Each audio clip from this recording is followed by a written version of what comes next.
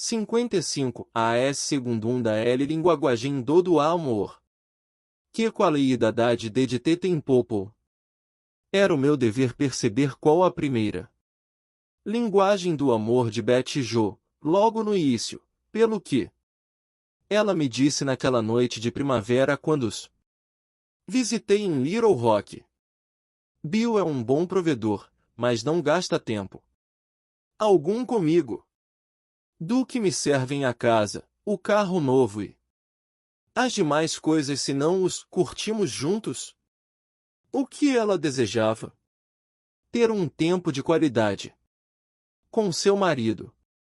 Ela queria que ele focalizasse nela a sua atenção, que lhe dedicasse mais tempo e pudessem realizar algumas atividades juntos. Quando digo qualidade de tempo, desejo afirmar que você deve dedicar a alguém sua inteira atenção, sem dividi-la. Não significa sentar no sofá e assistir televisão. Quando o tempo é gasto dessa forma, quem recebe a atenção são as estações de TV, e não o cônjuge. O que pretendo afirmar é algo como sentar-se ao sofá com a televisão desligada, olhar um para o outro e conversar.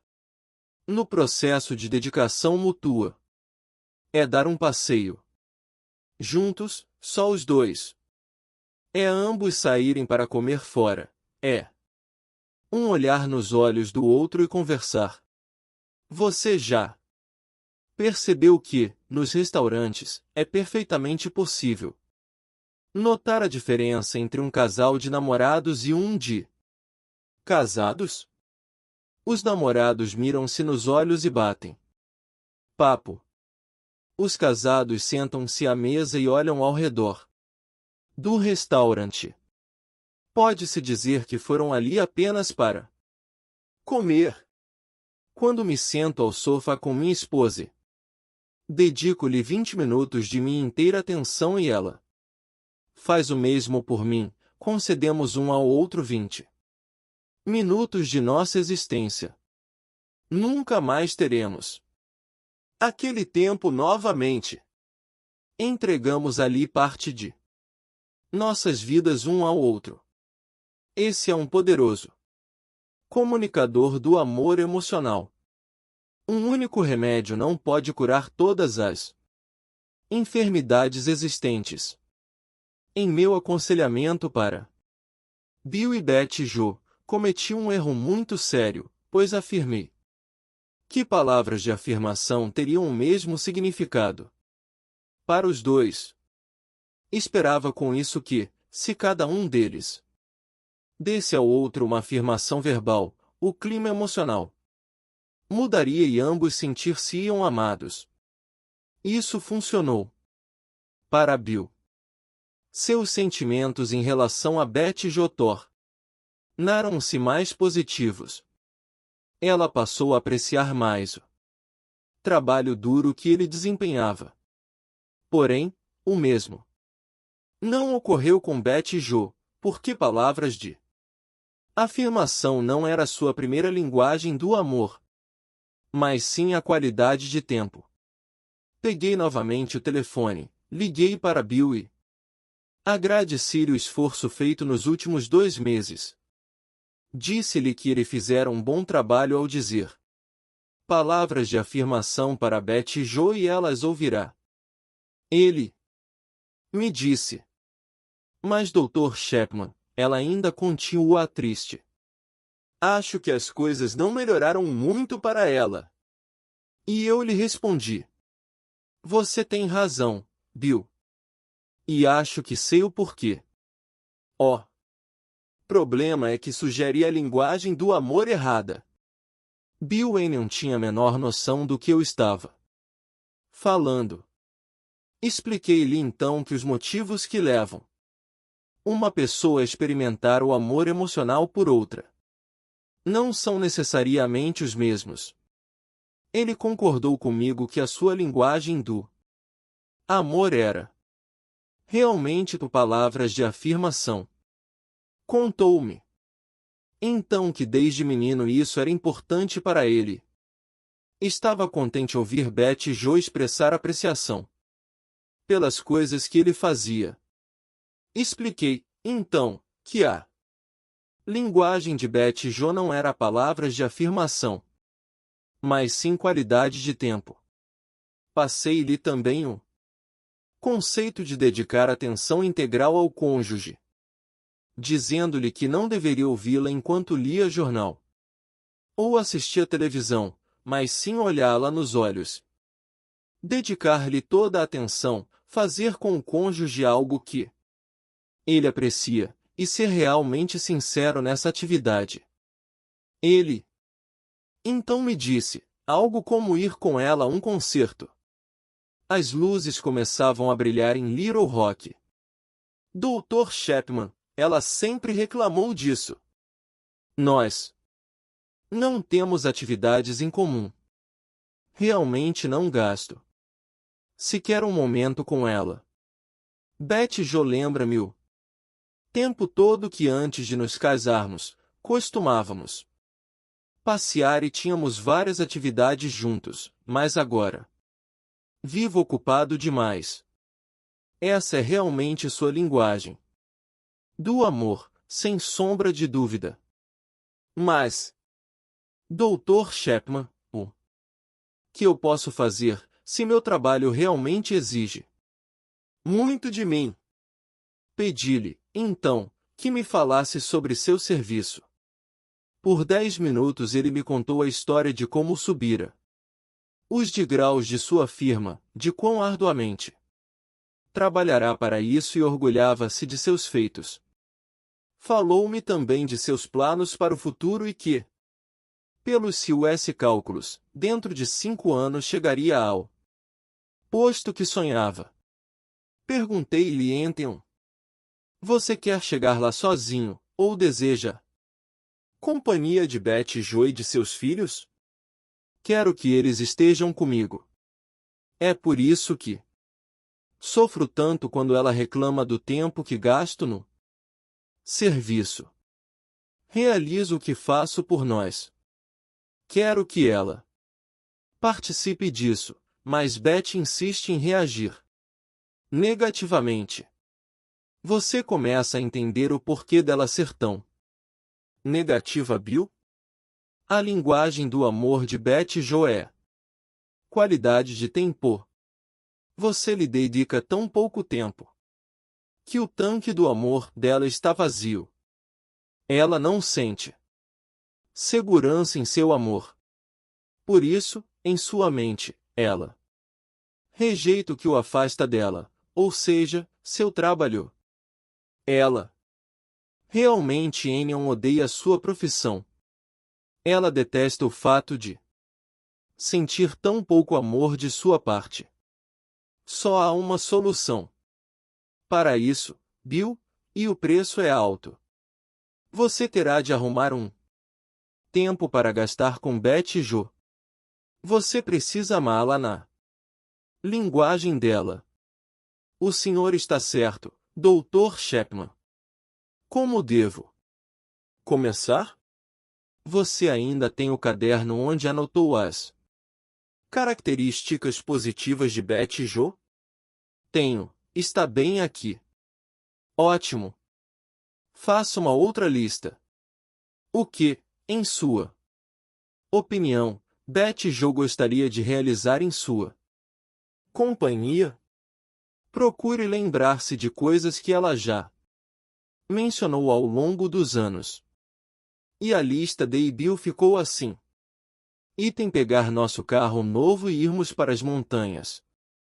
Passar uma semana, às vezes com as crianças, ou somente nós dois. Item: encontrá-la para almoçar, em um bom restaurante ou, algumas vezes, até no McDonald's. Item: contratar uma babá para se cuidar das crianças e juntos jantarmos fora, só nós dois. Item: todas as vezes que eu chegar em casa à noite, sentar e contar a ela sobre meu dia e ouvir o que ela tem a dizer sobre o dela. Ela não gosta que eu veja televisão ou leia. Quando conversamos, Item gastar um tempo com os filhos, e discutir a vida escolar deles. Item gastar um tempo só brincando com as crianças. Item fazer em um determinado sábado um piquenique com ela e as crianças e não reclamar das formigas e nem das moscas. Item tirar férias com a família, pelo menos uma vez por ano. Item sair para conversarmos, enquanto caminhamos, mas sem andar na frente dela. Ao terminar a lista, Bill disse: são essas as coisas das quais me recordo, que ela fala ao longo de todos estes anos. Você já sabe o que eu vou sugerir-lhe, não é, Bill? Colocar essa lista em prática, não é? Respondeu ele. É isso mesmo. Um tópico da lista por semana. Durante os próximos 2 meses. Como você vai arrumar tempo? Dê um jeito. Você é um homem inteligente, não? Estaria onde está se não soubesse tomar decisões importantes. Você possui a habilidade para planejar sua vida e incluir Betty Jo em seus planos. Está certo. Vou dar um jeito. Outra coisa, Bill. Tal projeto não implica na diminuição de seus alvos. Significa que, quando você chegar ao topo, Betty Jo e seus filhos estarão lá com você. O aspecto central da qualidade de tempo é estar próximo. Não quero dizer simples proximidade. O estar junto tem a ver com o focalizar a atenção. E isso que eu mais desejo. Esteja eu no topo ou não, quero que ela seja feliz e pretendo desfrutar a vida ao seu lado e das crianças. E os anos se passaram. Bill e Betty Jo chegaram ao topo, apesar de um pequeno revés na vida, graças à linguagem do amor. O mais importante, porém, é que alcançaram a vitória juntos. Os filhos já deixaram o ninho e eles concordam que vivem os melhores anos de suas vidas. Bill tornou-se um sincero apreciador de concertos e Betty Jo aumentou a lista dos tópicos que aprecia no esposo. Ele não se cansa de ir ao teatro. Começou recentemente sua própria companhia e está novamente próximo ao topo. Seu trabalho já não é uma ameaça para Betty Jo. Ela está animada e encoraja-o bastante. Ela sabe que está em primeiro lugar na vida do marido. Seu tanque do amor está cheio, e se começar a esvaziar, ela sabe que uma simples solicitação sua fará com que Bill conceda-lhe atenção irrestrita. Estar juntos. O aspecto central da qualidade de tempo é estar sempre juntos. Não quero dizer simples proximidade. Duas pessoas sentadas em uma mesma sala estão próximas, mas não necessariamente juntas. O estar junto tem a ver com focalizar a atenção. Quando um pai está sentado no chão e brinca de bola com seu filho de 2 anos, sua atenção está focalizada na criança e não na bola. Naquele momento, por mais breve que seja, enquanto durar, eles estão juntos. Se, no entanto, o pai fala ao telefone enquanto chuta a bola para o filho, sua atenção está dividida. Há maridos e esposas achando que gastam o tempo juntos, mas, na realidade, simplesmente vivem próximos. Estão na mesma casa, ao mesmo tempo, mas não estão juntos. Um marido que assiste a uma sessão de esportes na televisão enquanto conversa com a esposa não lhe concede qualidade de tempo, pois ela não recebe sua total atenção. Dedicar qualidade de tempo não significa olhar nos olhos um do outro o tempo todo. Quer dizer fazer coisas juntos e conceder atenção total a quem está conosco. A atividade com a qual nos envolvemos é secundária. A importância emocional e refere-se à atenção total que concedemos e recebemos. A atividade em si é um veículo que proporciona o sentimento da interação. O que é importante no fato do pai chutar a bola para o filho de 2 anos, não é a atividade em si, mas as emoções suscitadas entre os dois. Da mesma forma, marido e esposa que jogam tênis juntos, a verdadeira qualidade de tempo focaliza não o jogo em si, mas o fato de que fazem algo em companhia um do outro. O importante é o que ocorre a nível emocional. Investir o tempo juntos em uma atividade em comum significa que nos importamos um com o outro, apreciamos estar próximos e gostamos de fazer coisas em conjunto. Conversa de qualidade. Como as palavras de afirmação, a linguagem da qualidade de tempo também possui vários dialetos. Um dos mais utilizados é o da conversa de qualidade.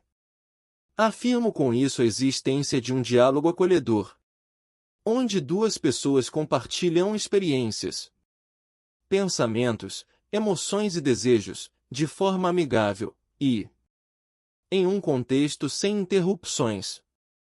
A maioria das pessoas que reclamam que seus cônjuges não conversam, raramente não toma parte em algum diálogo mais íntimo. Se afirmam isso é porque nada falam, de forma literal querem dizer que se a primeira linguagem do amor de seu cônjuge for qualidade de tempo, esse tipo de diálogo é importantíssimo para a sua parte emocional, no que diz respeito a sentir-se amado. Conversa de qualidade é bem diferente da primeira linguagem do amor. Palavras de afirmação focalizam o que afirmamos, ao passo que conversa de qualidade focaliza o que ouvimos.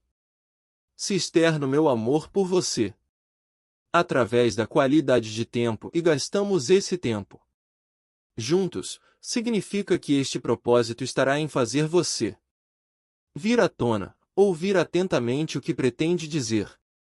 Farei perguntas, não por obrigação, mas coeme o desejo genuíno de entender seus pensamentos, sentimentos e desejos. Conheci Patrick quando ele tinha 43 anos e estava casado há 17. Lembro-me bem dele porque suas primeiras palavras foram dramáticas. Ele se sentou na cadeira de couro de meu escritório e após uma breve apresentação inclinou-se para a frente e disse tomado de grande emoção: Dr. Chapman, tenho sido um idiota, um perfeito idiota. Perguntei-lhe: o que o fez chegar a essa conclusão? Tenho 17 anos de casado e, de repente, minha mulher me deixou. Só agora pude perceber como sou idiota. Ao ouvir suas palavras, mantive minha pergunta inicial. De que forma você acha que tem sido um idiota? Deixe-me explicar. Minha esposa chegou em casa após um dia de trabalho e contou-me que esta veio passando por alguns problemas em seu emprego. Eu a ouvi e disse-lhe o que ela deveria fazer. Eu sempre lhe dei conselhos.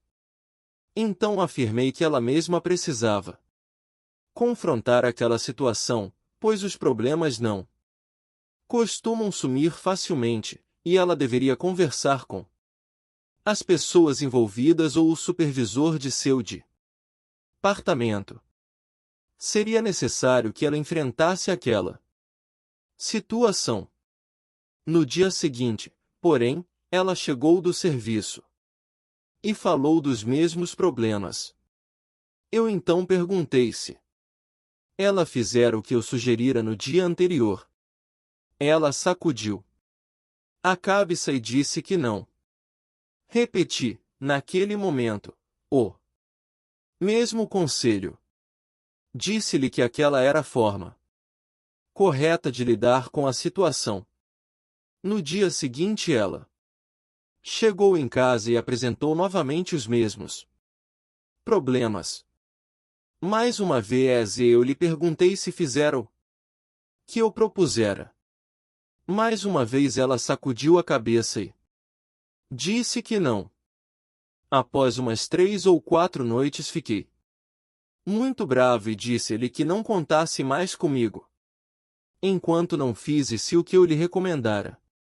Ela não precisa ver a viver sob aquela pressão, pois resolveria seu problema se simplesmente fizesse o que eu lhe falará. Na próxima vez em que ela veio me falar sobre aquele problema, eu lhe disse: não quero mais ouvir sobre isso. Já lhe falei várias vezes o que fazer. Se você não quer ouvir meus conselhos, também não desejo mais ouvir falar sobre este assunto. Muitos de nós somos treinados a analisar problemas a fim de dar-lhes soluções. Esquecemos que o casamento é um relacionamento, e não um projeto a ser terminado ou um problema a ser resolvido. Ele prosseguiu o seu relato. Eu me retirei e dirigi-me ao meu trabalho. Como fui idiota! Agora percebo que, quando ela me falava sobre suas lutas no trabalho, não desejava meus conselhos. Ela queria solidariedade.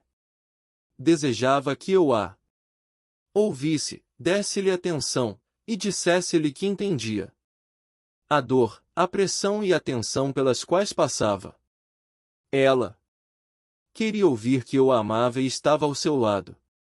Ela não desejava conselhos, porém a minha compreensão. Mas eu jamais tentei entendê-la. Estava muito afastado dela ao conceder-lhe apenas conselhos. Que louco fui! Eu. E agora ela foi embora. Por que a gente não percebe estas coisas quando estamos passando por elas? Eu estava completamente cego para o que acontecia. Só agora percebo como falhei com ela. A esposa de Patrick suplicava por uma conversa de qualidade. Emocionalmente, ela esperava que ele lhe desse ouvidos ao ouvir sua dor e frustração.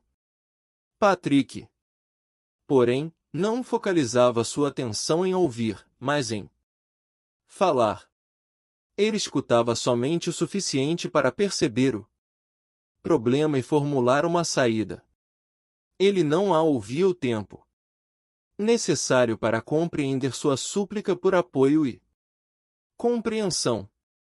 Nós somos como Patrick.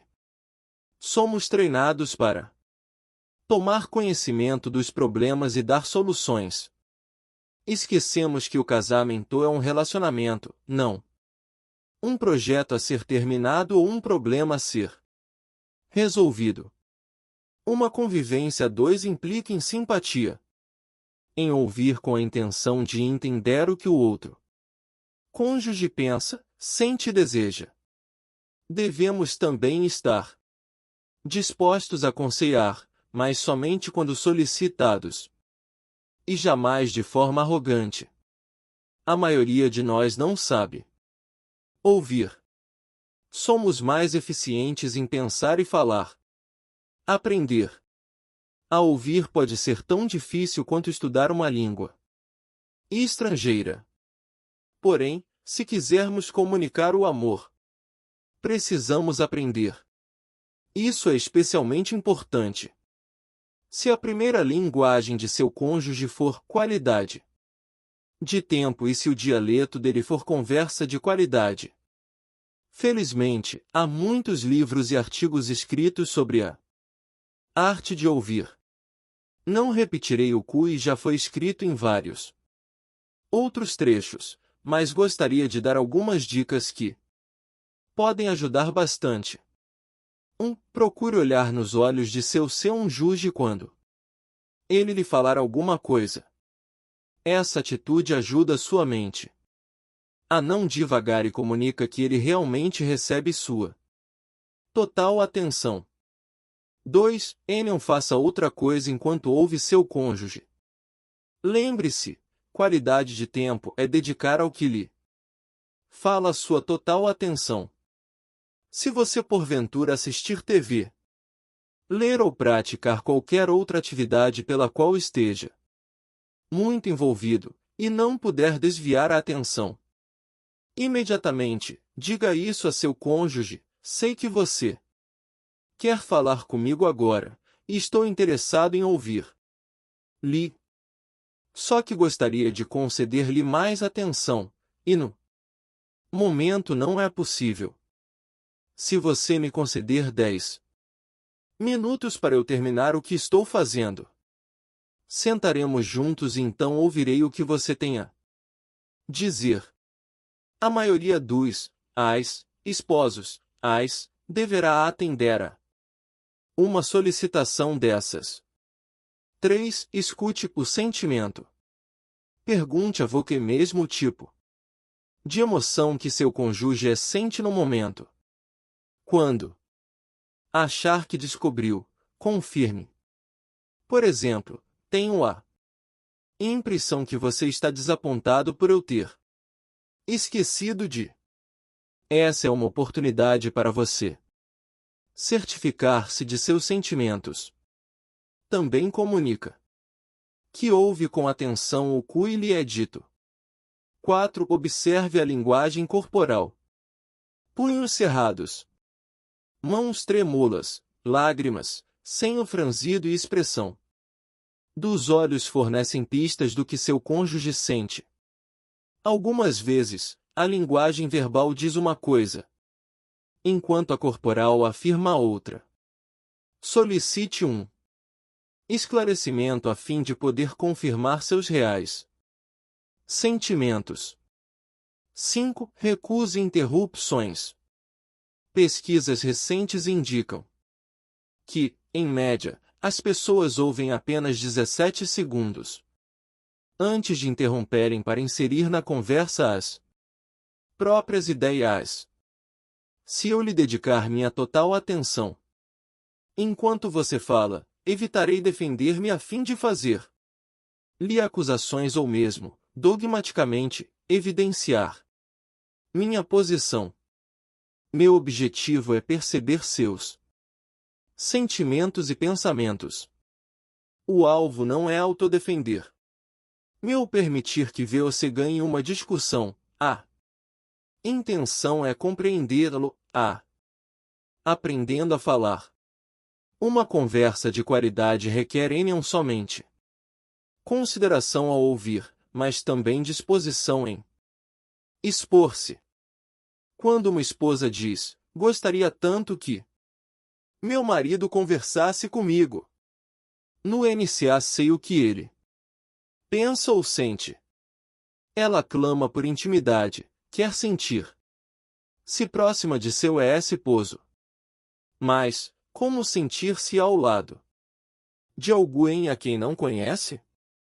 Para que ela se sinta amada, o marido precisa aprender a se expor. Se a primeira linguagem do eu dela for qualidade de tempo e seu dialeto, conversa de qualidade, seu tanque emocional nunca estará completo até que ele partilhe com ela seus pensamentos e sentimentos. Se você precisa aprender a linguagem da conversa de qualidade, comece a observar as emoções que sente quando está fora de casa. Para muitos de nós, o ato de expor-se não é nada fácil. Muitos adultos foram criados em lares onde a expressão dos pensamentos e sentimentos não só jamais foi encorajada, como também era condenada. Pedir um brinquedo era recebido com um sermão sobre a situação econômica familiar. A criança sentia-se culpada por causa daquele desejo e, então, rapidamente aprendia a não expressar mais seus desejos. Quando um filho ou filha expressava raiva, os pais repreendiam-no, ramente com palavras condenatórias. O que acontecia? Então, a criança aprendia que expressar sentimentos de raiva também não era algo apropriado. Se um deles passasse a sentir-se culpado por expressar seu desapontamento pelo fato de não poder ir ao supermercado com o pai, aprendia a guardar seu desagrado para si. Nós, adultos, ao atingirmos a maturidade, aprendemos a negar nossos sentimentos. Deixamos de ter contato com o nosso ser emocional. Uma esposa pergunta a seu marido: como você se sentiu com a reação de Mark? E o marido responde: eu acho que ele está errado. Ele deveria ter feito assim, assim e assim. Note, porém, que ele não expressa seus sentimentos. Simplesmente manifesta seus pensamentos. Talvez ele tenha motivos para sentir-se triste, com raiva ou desapontado. No entanto, vive há tanto tempo no nível do raciocínio, que nem ao menos reconhece a existência de seus sentimentos. O ato de aprender a linguagem da conversa de qualidade pode ser comparado ao aprendizado de uma língua estrangeira. O início sempre é uma aproximação dos sentimentos, e o aluno pouco a pouco torna-se consciente de que é uma criatura emocional, apesar do fato de ter ignorado aquela faceta de sua vida.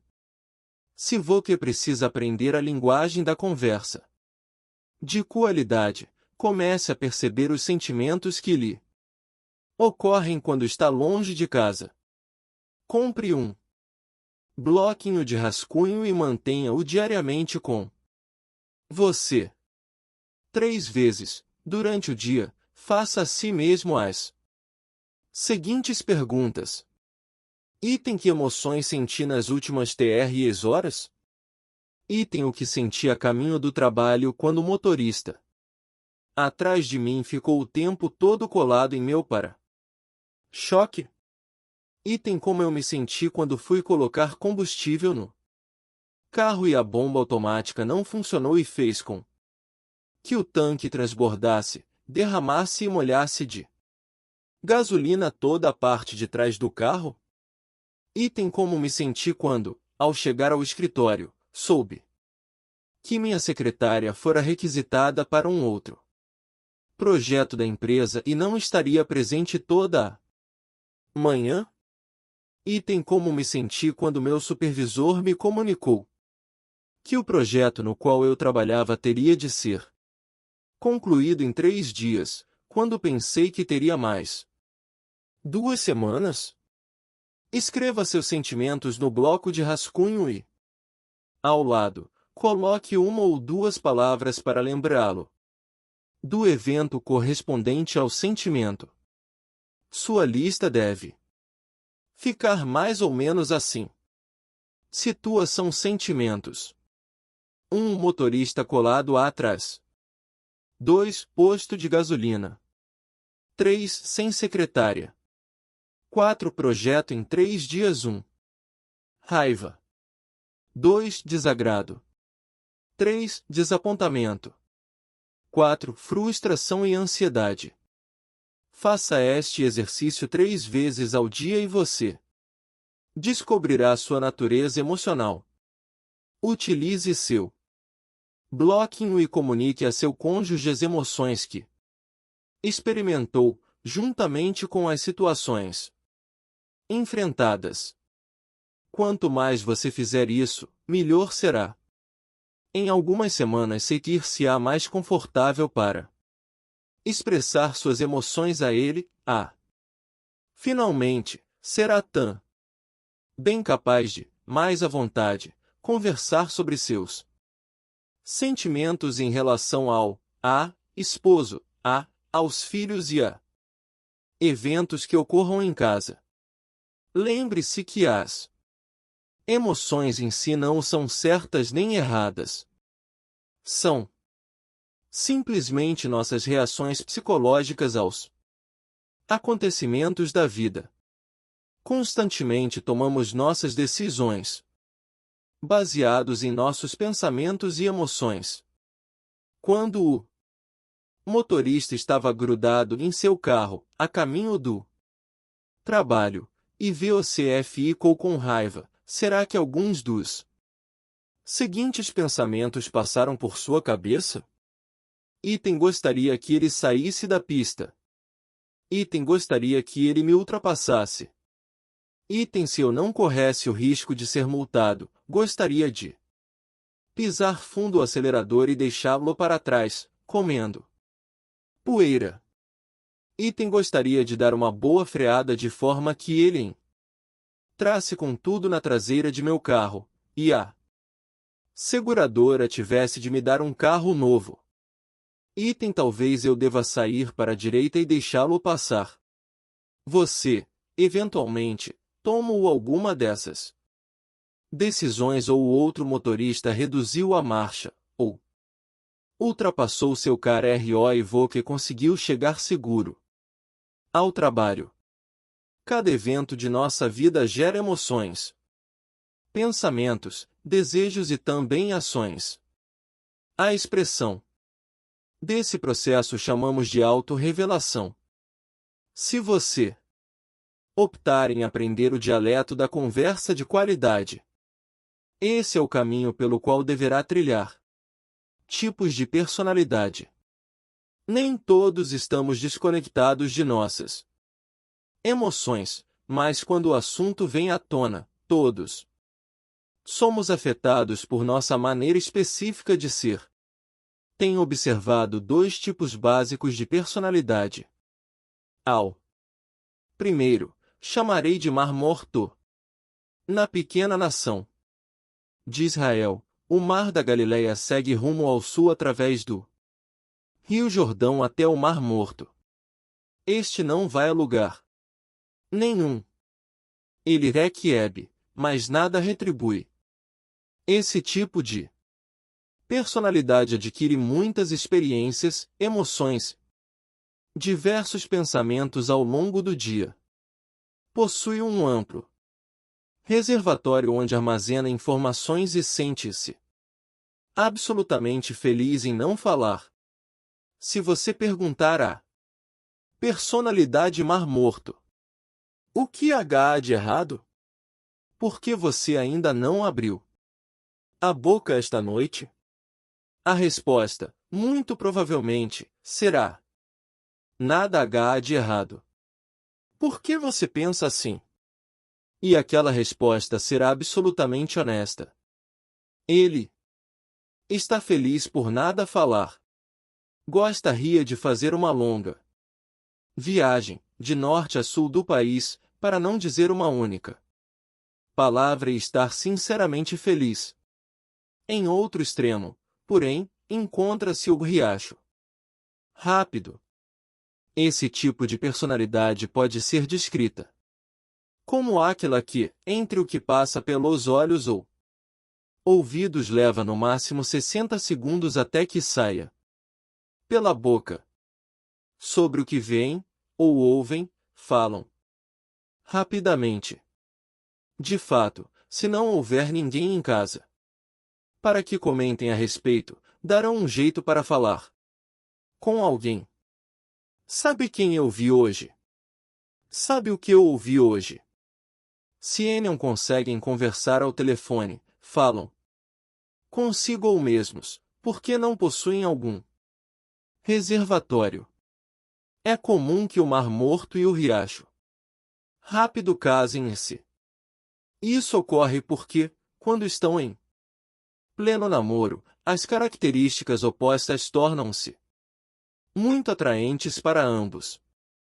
Uma forma de se aprender novos padrões de comportamento é estabelecer diariamente um período no qual cada um poderá falar sobre 3 situações que ocorreram durante o dia e os sentimentos que tiveram em relação a elas. Se você for o Mar Morto e sair com o Riacho Rápido, provavelmente terá uma noite maravilhosa. Não terá de se preocupar em iniciar uma conversa e nem em manter lá. Para falar a verdade, não deve nem pensar sobre isso. Tudo o que fará será balançar sua cabeça e fazer e essa expressão preencherá a noite toda. Você chegará em casa e pensará: que noite! Que pessoa maravilhosa! Por outro lado, se for um riacho rápido e sair com o Mar Morto, também terá um encontro igualmente maravilhoso. Pior que este reservatório é o melhor ouvinte do mundo. Você deve falar durante umas 3 horas. O Mar Morto ouvirá atentamente o riacho rápido e, ao chegar em casa, seu comentário será: que pessoa maravilhosa! Haverá uma atração recíproca.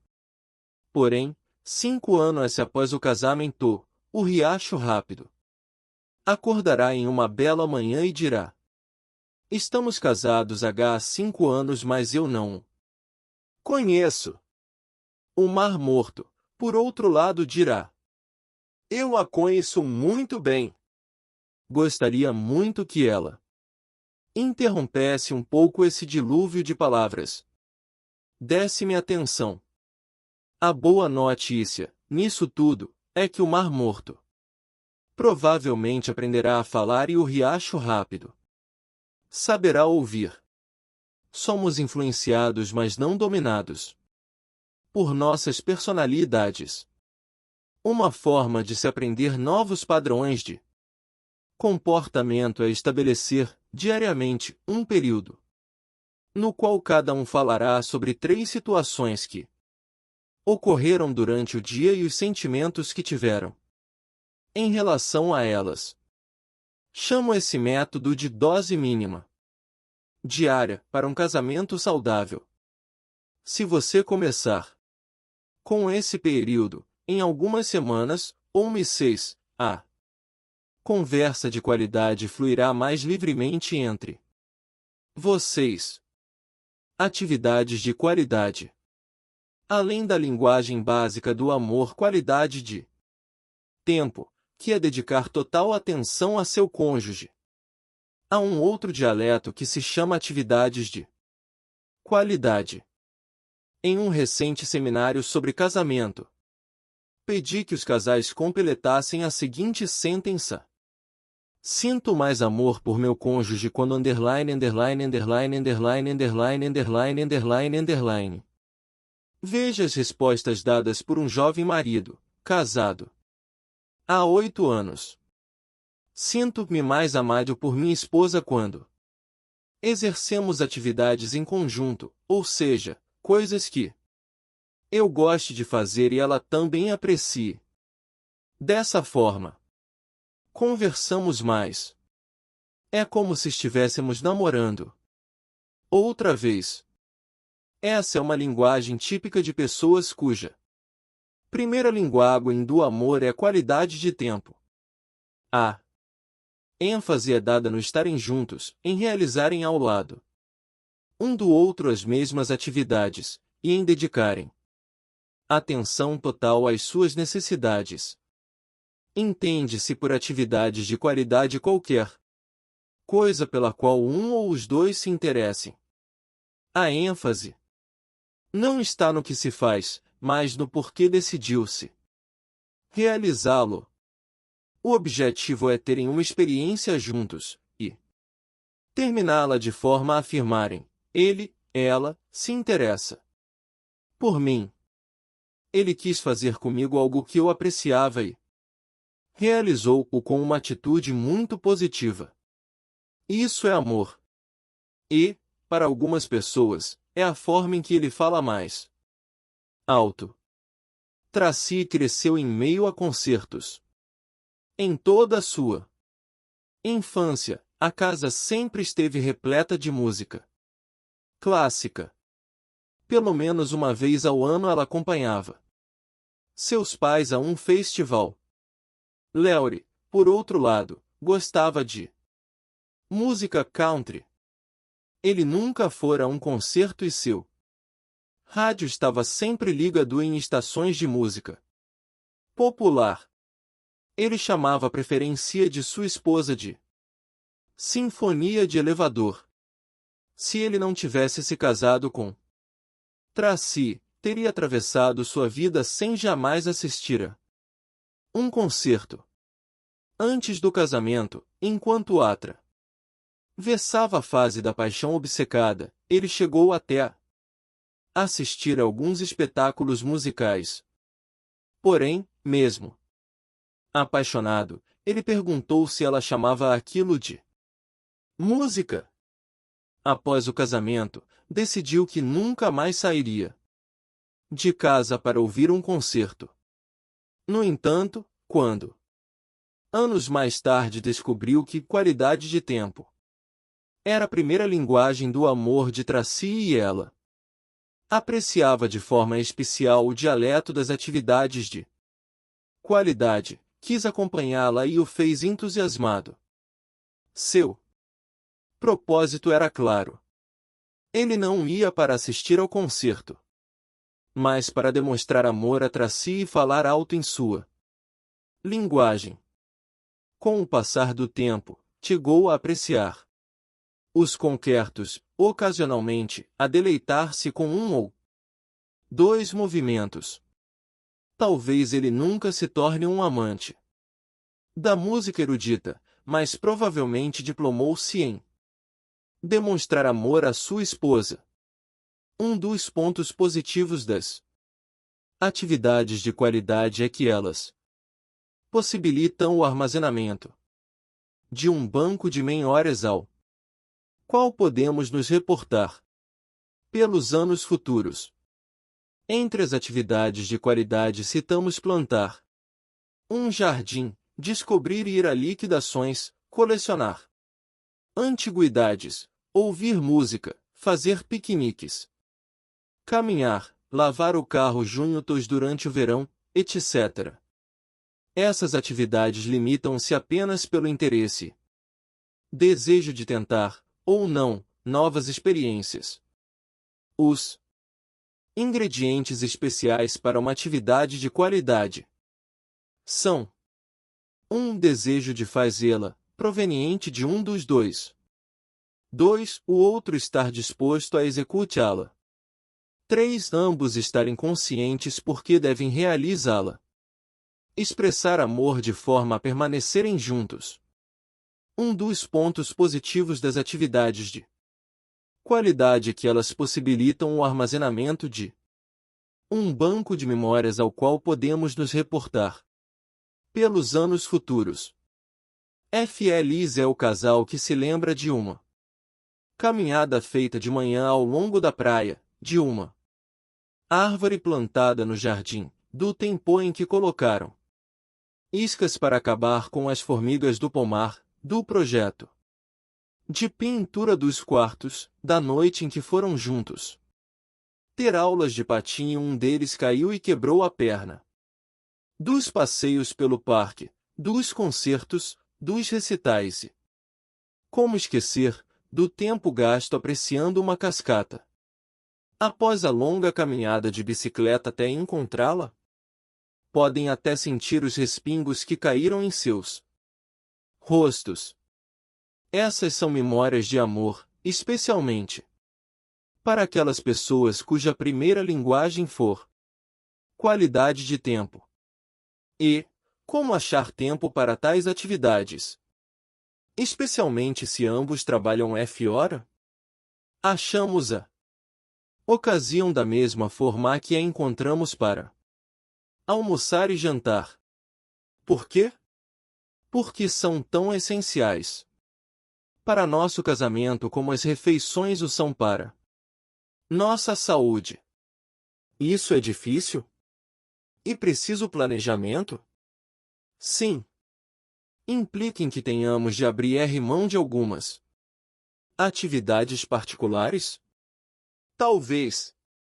Significa que faremos algumas coisas que, particularmente, não apreciamos? Certamente. Será que compensa? Sem sombra de dúvida. O que posso aprender com isso? O prazer de viver com um seu cônjuge que é amado e sabe disso, pois compreende que o esposo aprendeu a falar sua primeira linguagem de forma fluente. Gostaria de dar uma palavra de agradecimento a Bill e Betty Jo, de Little Rock, que me ensinaram o valor da primeira linguagem do amor, palavras de afirmação, e também a segunda, qualidade de tempo. Agora, vamos a Chicago para encontrarmos a terceira linguagem do amor.